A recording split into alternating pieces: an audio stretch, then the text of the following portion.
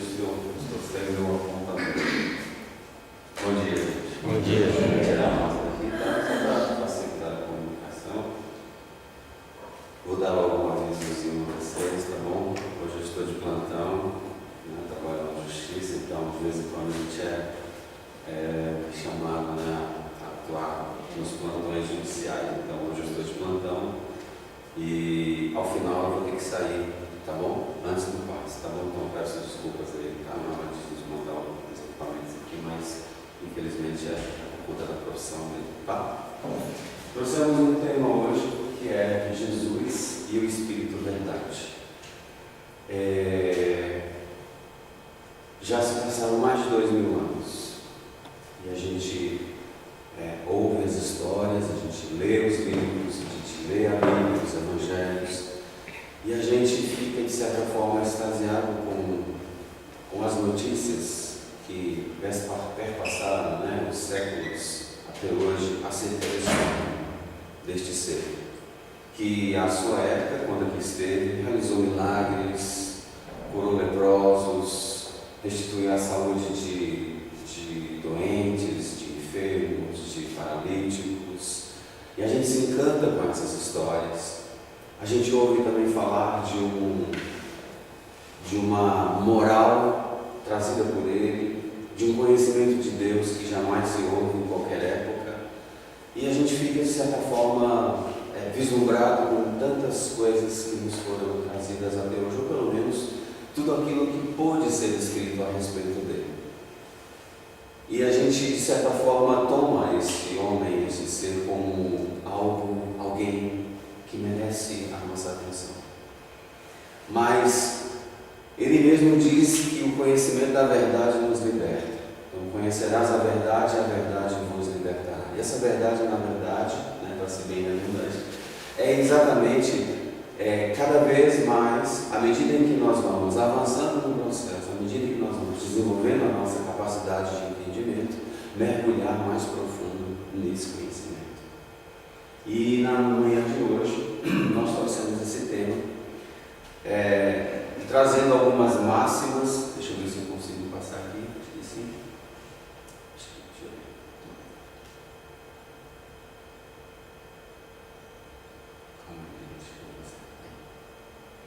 Trazendo algumas máximas morais de Jesus, ou melhor, da doutrina espírita. A primeira questão que nos faz refletir é: quem é Jesus na visão espírita? Porque a visão que nós temos de Jesus, ou pelo menos aquela que a grande maioria tem, é de um homem que realizou milagres, um operador de milagres, um distribuidor de dádivas, um salvador.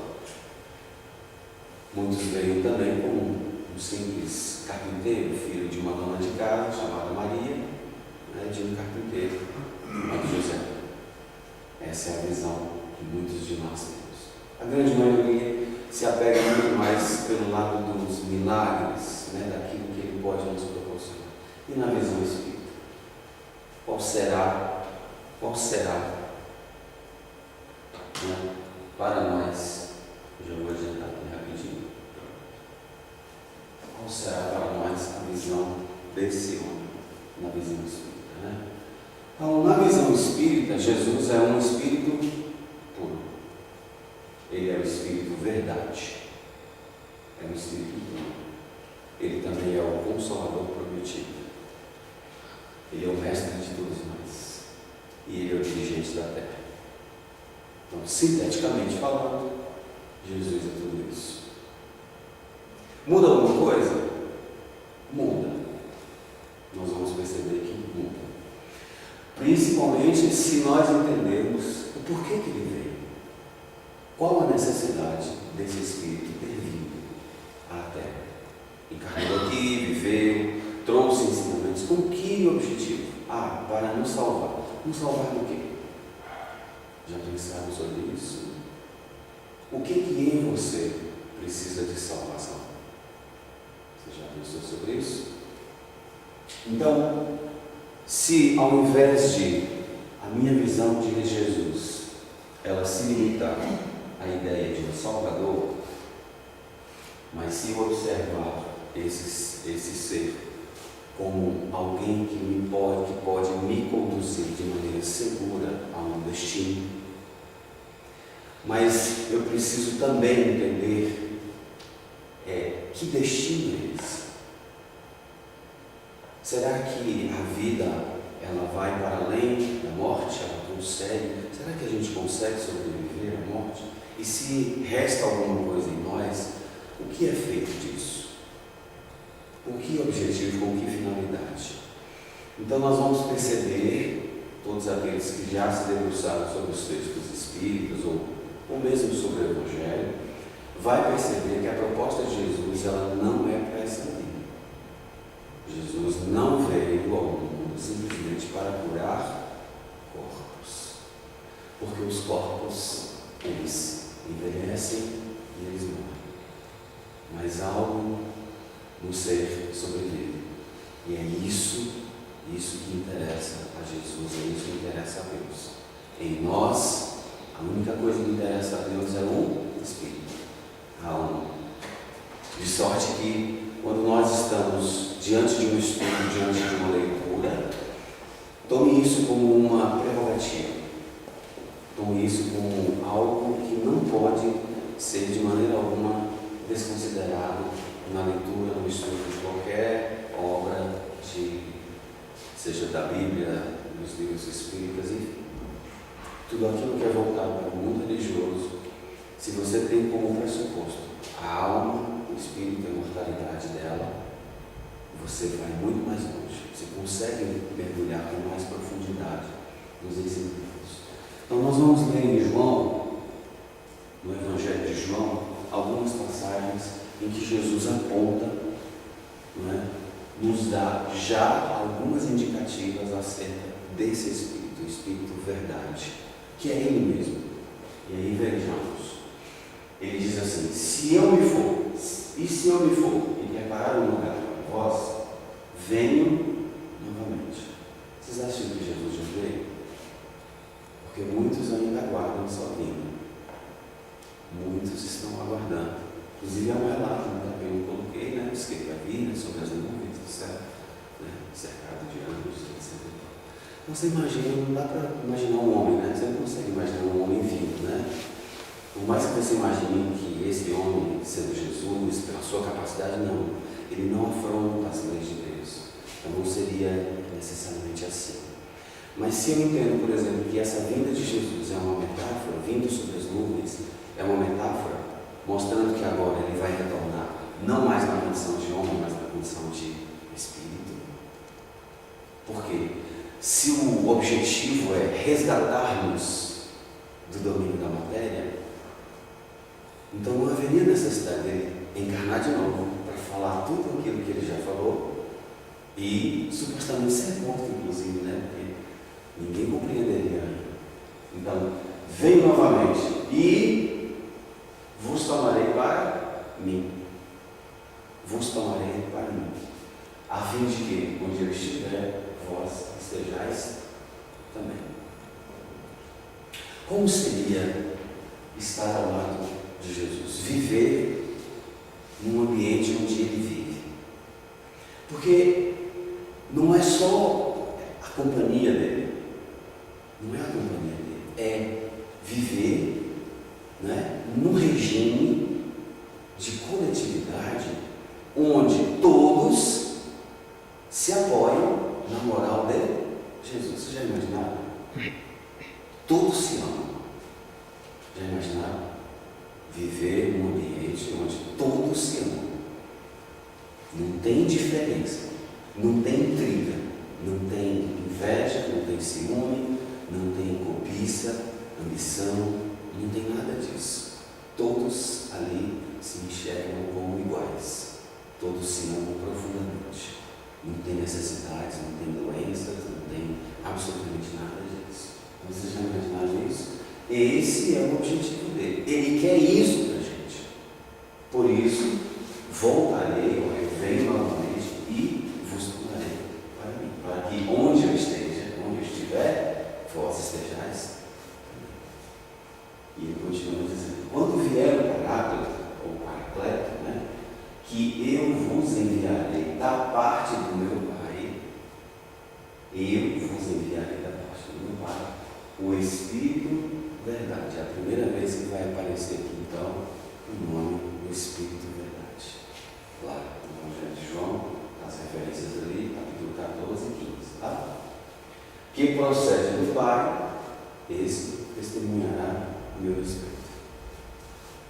O Espírito Verdade vai dar testemunho de mim mesmo, porque não falará de si, mas falará exatamente daquilo que vive. Amém? Mas à frente ele continua, ó. Desculpa. Mas eu vos digo a verdade. É melhor para vós que eu vá. Isso aqui, essas frases, esses relatos do Evangelho de João, elas são ditas num contexto, naqueles momentos finais de Jesus. Ele está somente com os apóstolos. Então ele está ali conversando com os apóstolos, está falando exatamente com aquele grupo ali, não está falando para multidões, é para aquele grupo específico ali, os 12. Então é melhor, mas eu vos digo a verdade, é melhor para vós que eu vá, pois se eu não partir, o Paráclito o Consolador não virá para vós. Se porém eu for, o enviarei. Parece meio confuso, né? Porque às vezes ele fala assim, se eu não partir, ele não vem. E se eu for, o enviarei. Então, a gente tem algumas pessoas, inclusive no movimento espírita, que entenderam que o Espírito Verdade, por exemplo, ele é uma pleiade de espíritos. Ela não diz respeito a um espírito só, diz respeito a um conjunto de espíritos, né, que seriam responsáveis pela vinda do Consolador. A gente vai ver que não é exatamente assim, né? E aqui a gente percebe ainda algo importante, que é o fato dele dizer, olha, se eu não for, porque se ele diz, olha, eu rogarei ao Pai e ele vos enviará outro Consolador, não seria muito simples rogar ao Pai, fazer uma prece, né? Pai, envia outro Consolador. Mas ele não está falando de outro, no sentido de outro Consolador, de uma outra pessoa, de um outro ser. Ele está falando dele, ele. E a gente vai perceber isso mais à frente, né? Se eu for, enviarei para vós. Nós não chegamos na doutrina espírita, nós estamos analisando apenas o Evangelho de João, aquilo que está lá no Evangelho. E que muitas vezes a gente lê, mas não consegue perceber, né? Esses detalhezinhos, porque os grandes professores, eles não dão a receita de pronto, eles vão colocando assim, sabe, pedacinhos, como se fosse um quebra-cabeça. E aí você vai estudando, você vai montando, e aí você chega e fala, nossa, é isso, nunca percebi. Não é assim que acontece com a gente? Você vai lendo, vai fazendo leituras, lendo um livro, né? A segunda vez, a terceira vez, você vai conseguindo tirar elementos que da primeira vez você não conseguiu perceber, porque passou despercebido, né? Ainda tenho muitas coisas para vos dizer, mas não podeis carregar agora. Quando, porém, aquele vier, o Espírito Verdade, quando aquele vier, o Espírito Verdade, vos guiará. É a primeira vez que aparece aqui a palavra guia, porque parece que às vezes a gente acha que é uma invenção dos espíritos, né? Quando em resposta à questão 625, né? Quando Kardec pergunta, né? Qual o tipo mais perfeito que Deus tem oferecido ao homem para servir de modelo e guia? E a resposta talvez seja mais curta do que os espíritos veem de Jesus.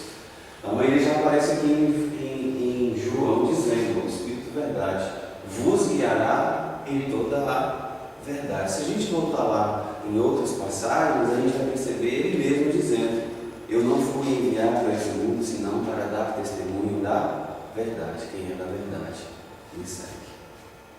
Está no Evangelho? Tá. A gente já leu isso? Já. Não já lemos? Mas a gente precisa ir mais profundo nisso. Pois não falará de si mesmo, mas falará o quanto ele ouvir, e vos anunciará que há de vir.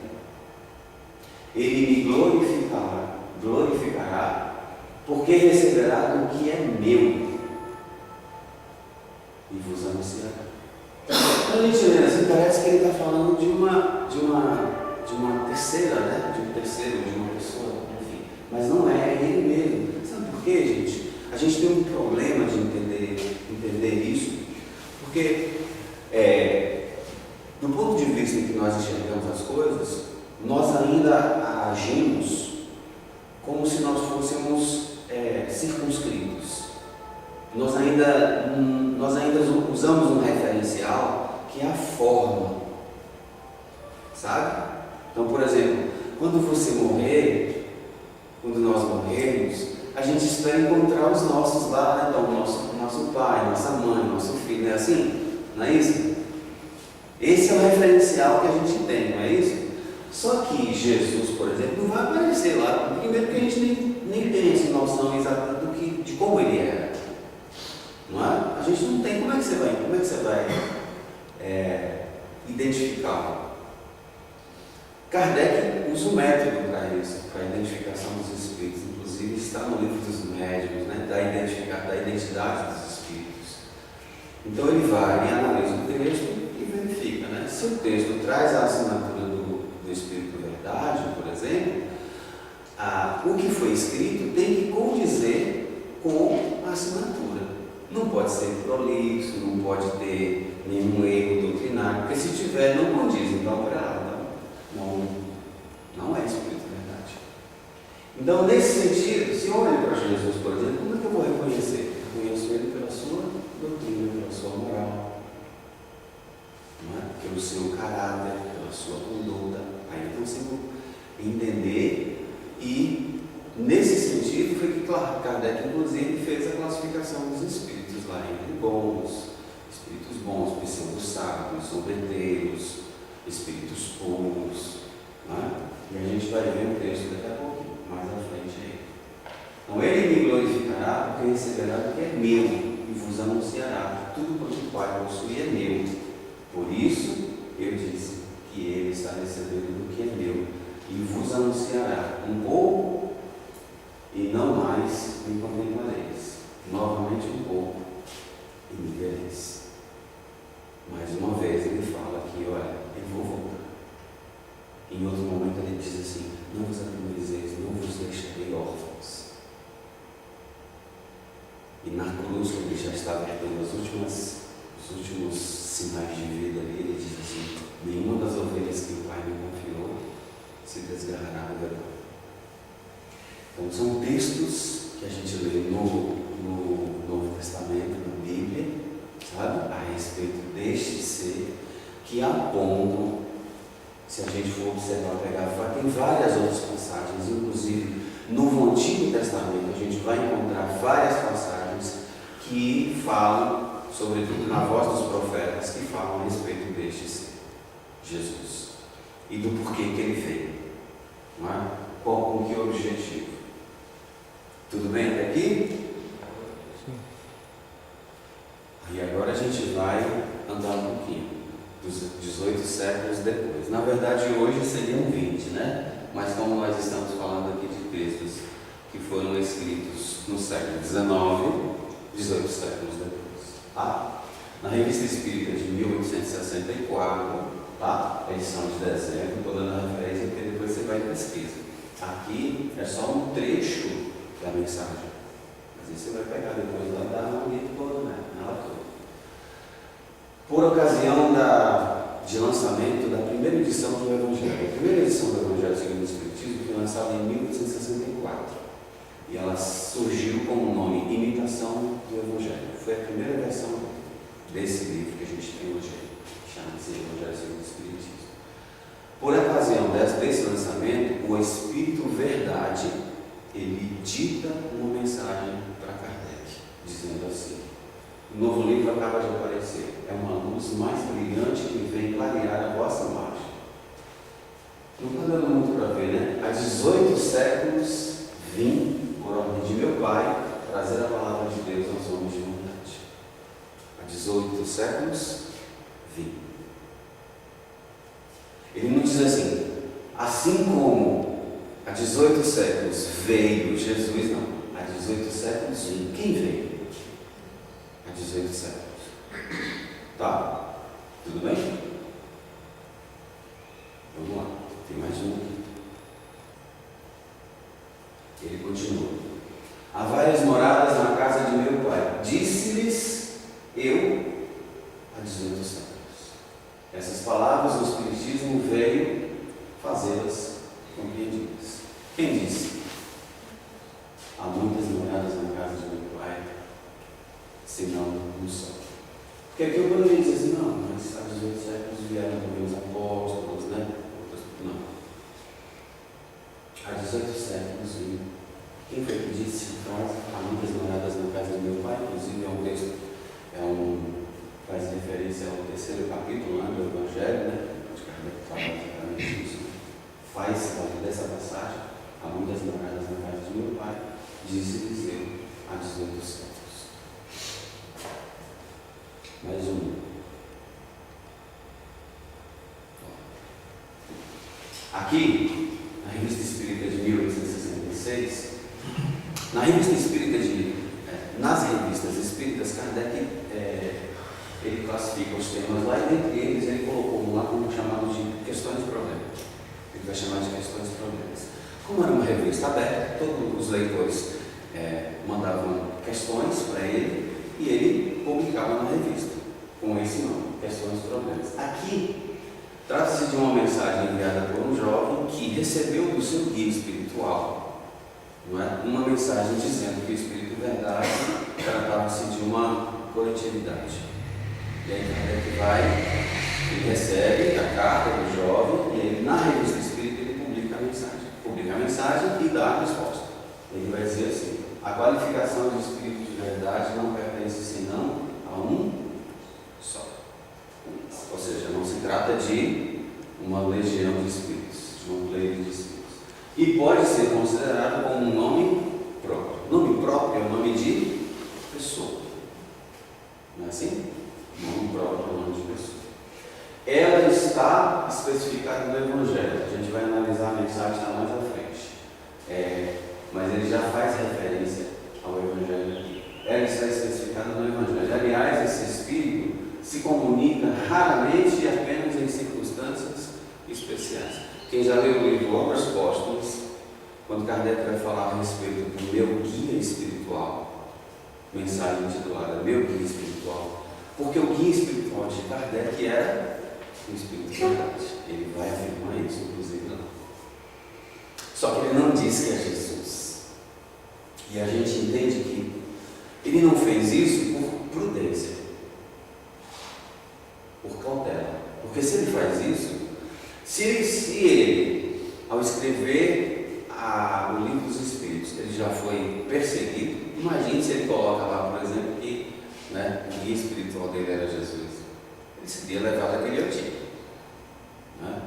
Então, por prudência, por cautela, e a gente vai perceber alguns textos, inclusive, que os próprios Espíritos vão orientar ele dizendo: olha, cuidado, muito cuidado. Sabe por quê, gente? O orgulho é um perigo no nosso mundo. É muito perigoso. Não é?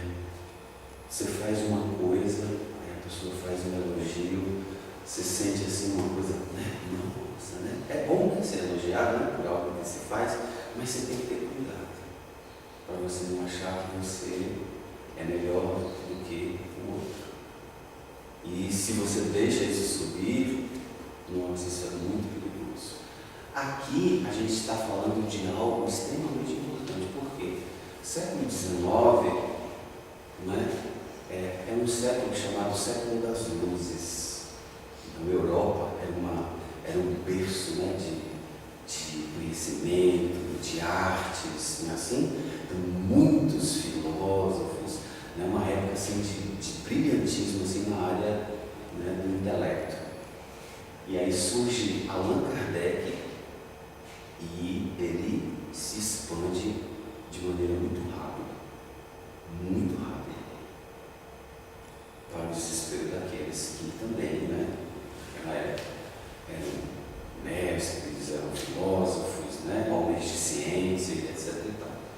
Então isso mexeu muito com as pessoas. Tanto que se nós observarmos o livro dos Espíritos, dos itens 7 ao 17, você vai perceber ali, olha, ele rebatendo todas as refutações que surgiram em razão das explicações que o Espiritismo dava acerca dos fenômenos, né, das mesas girantes, né, das mesas dançantes, né, enfim.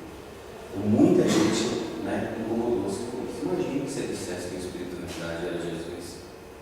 Então, por prudência, por cautela, meu guia espiritual é o Espírito da verdade. E nesse livro, do livro Obras Póstumas, nesse capítulo que me referi, meu guia espiritual, ele fala a respeito do Espírito da verdade. Porque ele faz um diálogo entre ele, né, e quem está mediando essa comunicação, se não me falha a memória, é Erasto, que é um outro espírito também que se comunica muito na codificação. E aí Erasto fala, esse espírito está aqui, né, diz, eu tenho um espírito familiar. E aí Kardec pergunta, né, como posso te chamar? De que maneira te posso chamar? E aí ele fala assim, para ti chamar-me-ei a verdade. Para ti chamar-me-ei a verdade. E aí ele vai falar, né, que ele vai assisti-lo, mas para a gente perceber que ele já falava aqui, ó, ele se comunica muito raramente, ele fala assim, para ti, queria dedicar a Kardec 1/4 de hora, uma vez por mês. Então, durante 15 minutos, uma vez por mês, ele estaria ali disponível, ou seja, né, ele estaria ali, o Espírito estaria ali, se comunicando com Kardec. 15 minutos. 15 minutos. Fora isso, a sua assistência seria apenas por via de pensamentos. Por pensamentos. Inclusive, todos nós somos orientados por esse Espírito. Pegar a mensagem do capítulo 6 de O Evangelho segundo o Espiritismo, o advento do Espírito Verdade, e aí você vai ver lá ele dizendo assim, no silêncio dos vossos pensamentos, eu, o divino jardineiro, cultivo vossos sentimentos. Cultivo vossos sentimentos. Ou seja, a ação desse Espírito na nossa vida, ela é constante, contínua, plena. Por quê? Porque Ele quer nos resgatar todos. Né? Para onde Ele estiver, para que aonde Ele esteja, estejai vós também. Estar ao lado de Jesus é gozar de toda a felicidade que Ele já goza, de toda a liberdade que Ele já possui. Imagine libertarmos, por exemplo, do nosso ciúme, da nossa raiva, da nossa arrogância, da nossa prepotência, de tudo aquilo que é objeto da nossa ruína, que são as nossas imperfeições. Mas veja, para isso acontecer, para isso ocorrer de maneira mais incisiva, eu preciso tomar isso como algo mais substancial. Não posso simplesmente achar que o fato de vir ao centro, de ir para a igreja, de ir para o templo, de adotar uma religião, isso seja o objeto da minha salvação. Nenhuma religião salva. Cada um se salva a si mesmo. A religião não pode conduzir você nisso. As reflexões que nós provocamos aqui agora de manhã, elas têm um objetivo. Fazer com que você encontre-se consigo mesmo, com a sua consciência, porque o guia está em você, é a sua consciência. É por isso, por exemplo, que cada um vai despertando ao seu tempo. Cada um vai despertando ao seu tempo. Eu olho para Jesus com um olhar que é meu, mas você pode olhar de maneira diferente da que eu vejo. Você pode buscar Jesus apenas para operar milagres na sua vida, curar a sua doença. Mas eu posso buscar, por exemplo, como um modelo, como um guia. Eu posso vê-lo como um condutor de almas, como alguém que de fato pode me conduzir pelo mundo de maneira designada e fiel a Deus. Ou eu posso simplesmente pedir a Ele aquilo que seja necessário para mim aqui e agora. Então vem a doença, eu quero a saúde. Aí a saúde vem, mas eu continuo doente porque a doença não é do corpo, é da alma. Então se eu mudo a minha forma de observar esse espírito, eu passo inclusive a perceber as coisas, as situações de outra forma, de outra maneira. Ao invés de me revoltar diante das situações e circunstâncias pelas quais ocorrem, acometem em minha vida, eu observo com outro olhar, um olhar de resignação, um olhar de justiça, mas com um olhar também de alguém que quer que eu saia desse círculo. Porque nós, observando aquilo que os Espíritos nos trazem acerca de nós mesmos, enquanto Espíritos, nós estamos voltando sempre, repetindo os mesmos erros. E daí a necessidade, inclusive, da vinda desse Espírito. Por que Jesus precisa ouvir? Se houvesse apenas homens bons, pessoas boas na terra, haveria necessidade de ter vindo? Ele veio, inclusive ele diz isso: eu não vim a este mundo senão para as ovelhas desgarradas da casa de Israel, aquelas ovelhas rebeldes que desprezaram e esqueceram a lei de Deus. Somos nós. Isso está na questão 621A do Livro dos Espíritos. Somos nós. Não é? Então, entender essas coisas é extremamente importante. Então, aqui a gente vê que Kardec, de maneira muito lógica, muito racional, vai responder à indagação desse jovem, tá? E de um movimento que se criou e que até hoje, inclusive, a gente vê no movimento espírita essas ideias de que o Espírito de verdade é uma pleia de espírito, não é um espírito só, é Jesus. É Jesus, como já vimos nos textos anteriores. Mais à frente ele diz, olha só, Revista Espírita de 1866, Questões e Problemas, aí em relação à qualificação de santo aplicada a certos espíritos. Quando ele vai dizer, ó, venho como outrora entre os filhos transviados de Israel, trazer a verdade de si para as trevas. Escutar. O Espiritismo, como outrora a minha palavra, deve lembrar aos incrédulos que acima deles reina a imutável verdade, o Deus bom, o Deus grande, que faz geminhas prontas e se levantem as ondas. Essa mensagem é a mensagem que está no Evangelho segundo o Espiritismo, no capítulo 6, intitulada O Advento do Espírito Verdade. Aqui, essa mesma mensagem vai aparecer no Livro dos Médiuns, lá no final, no capítulo final do Livro dos Médiuns, só que lá no Livro dos Médiuns, a assinatura da mensagem está Jesus. Kardec corrige, faz a correção, e no Evangelho ele assina como Espírito Verdade. E a gente fala assim, não, peraí, não, foi Jesus ou foi o Espírito Verdade? Não foi Jesus.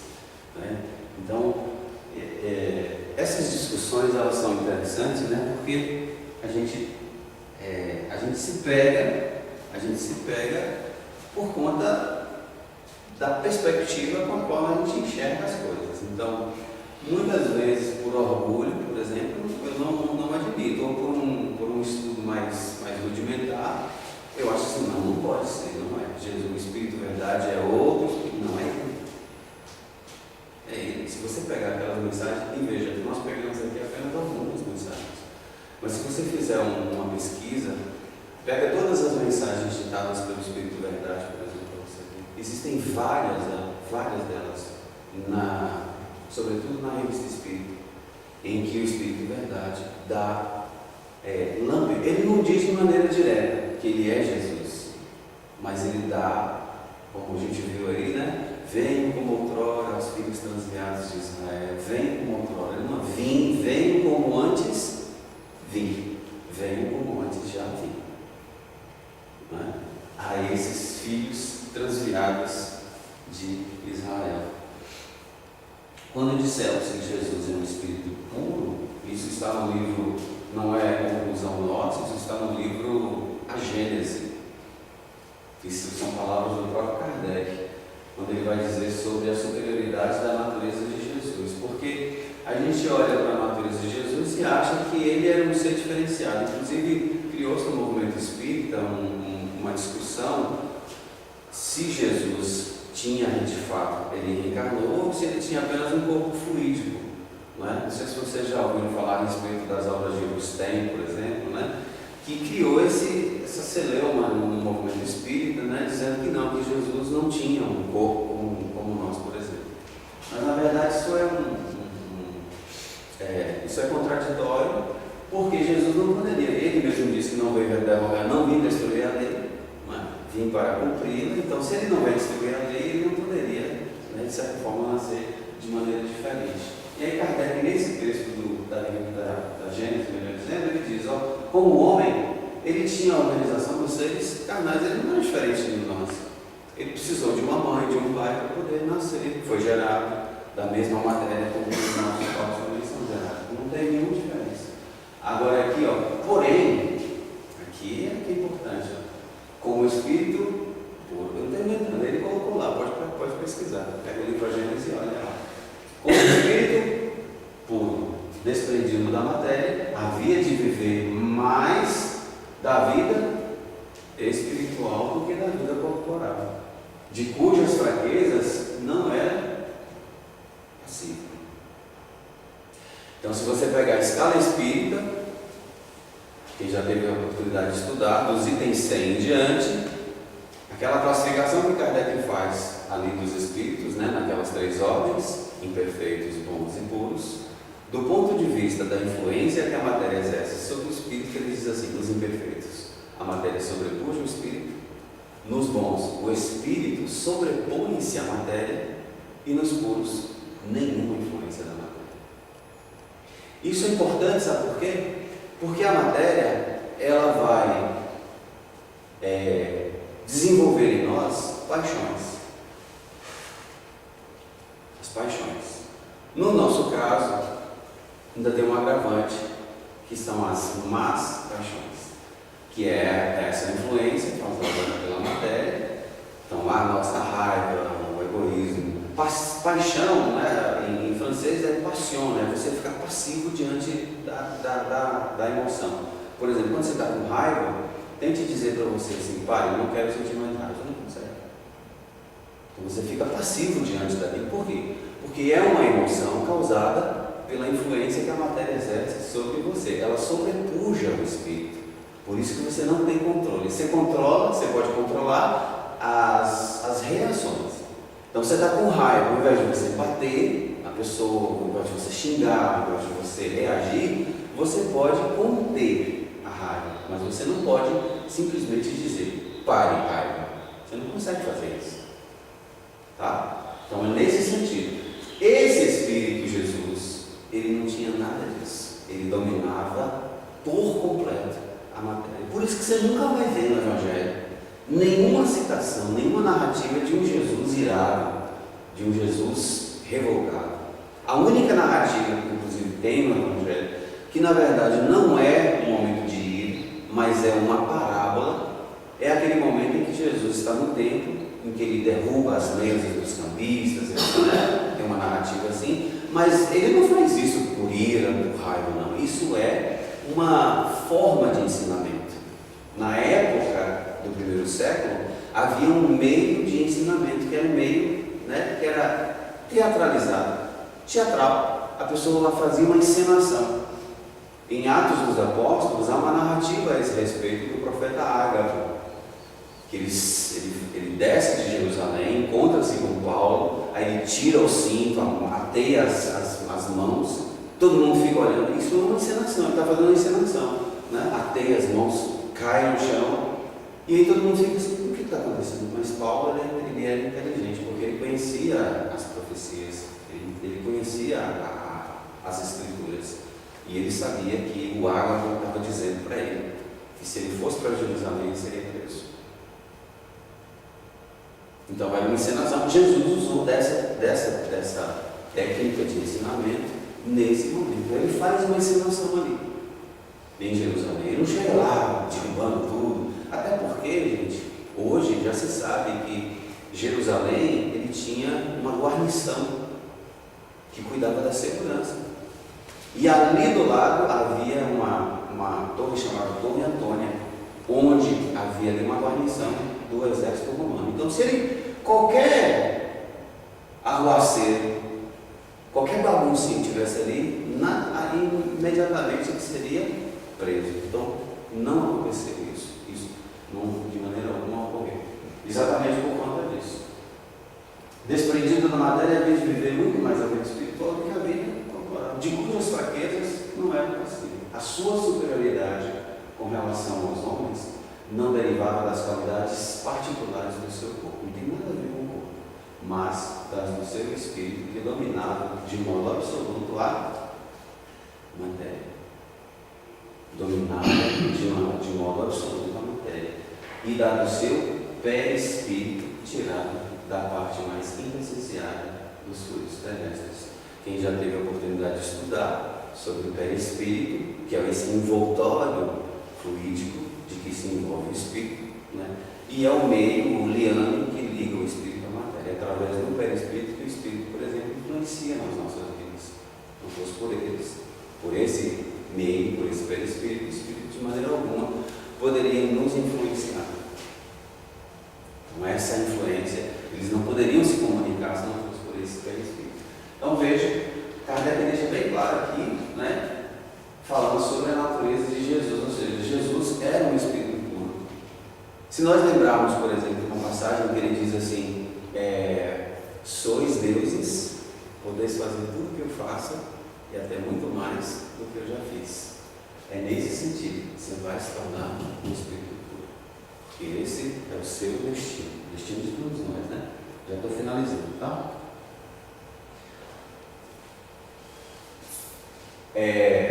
Jesus, mestre de todos nós. Há uma passagem que é conhecida como lava-pés, não sei se vocês já ouviram falar, né? É aquela última ceia em que Jesus cinge-se com a bacia, os discípulos estão discutindo entre si, né? Quem é o maior, sabe? Jesus chega, o mestre chega, cinge-se com a bacia e começa a lavar os pés dos apóstolos. Quando chega na vez de Pedro, ele fala assim, mestre e Senhor nosso, somos nós quem devemos fazer essas coisas. E ele diz assim, vós me chamais mestre, dizei bem, eu sou o mestre. E aí, na Revista Espírita de 1861, de novembro, né, a gente vai ver lá o Espírito Erasto, se não me falha a memória, dizendo, eu tive que vos fazer ouvir uma voz tanto mais severa quanto mais espera de vós o Espírito verdade, mestre de todos nós. Não é? Vou adiantar aqui por causa do nosso tempo.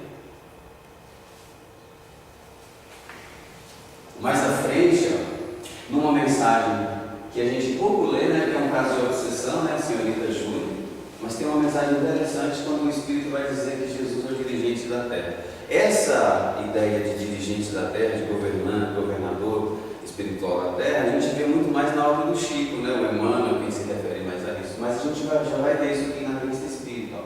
Essas obsessões frequentes serão também um lado muito bom, pelo fato de que, estando penetrado pela prece e pela força moral, pode-se fazê-las cessar e pode-se adquirir o direito de expulsar os maus espíritos e pelo melhoramento de sua conduta. Cada um procurará adquirir esse direito que o Espírito Verdade, que dirige esse globo, conferirá quando for merecido.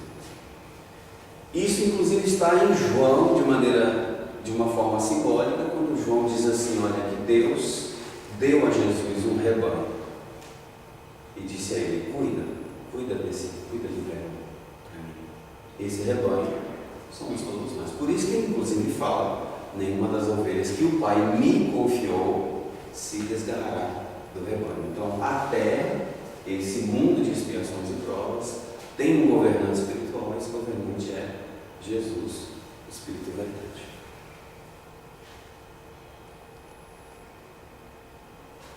E aí a gente finaliza.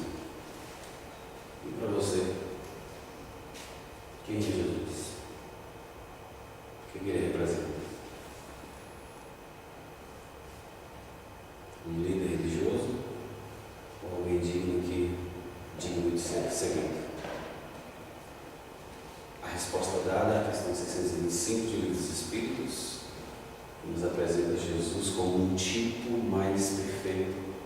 Deus tem oferecido ao homem para servir de modelo e é uma oferta. Compra quem quer. Mas para a gente comprar uma coisa, né? Você não seleciona, quando você vai na feira, você não seleciona o melhor, os mais bonitos, os mais saudáveis. Quando você vai comprar uma roupa, você não escolhe. Pois é, Jesus também é uma escolha. Mas para você fazer essa escolha, você precisa conhecer. Quanto mais você conhece, quanto mais você se envolve, quanto mais você se acerca dessa escolha, mais você se certifica de que ela é a melhor escolha para a sua vida. E é assim que a gente, na medida em que a gente vai passando, a gente vai percebendo isso. É o que eu desejo para mim, é o que eu desejo para todos vocês, gente. Uma boa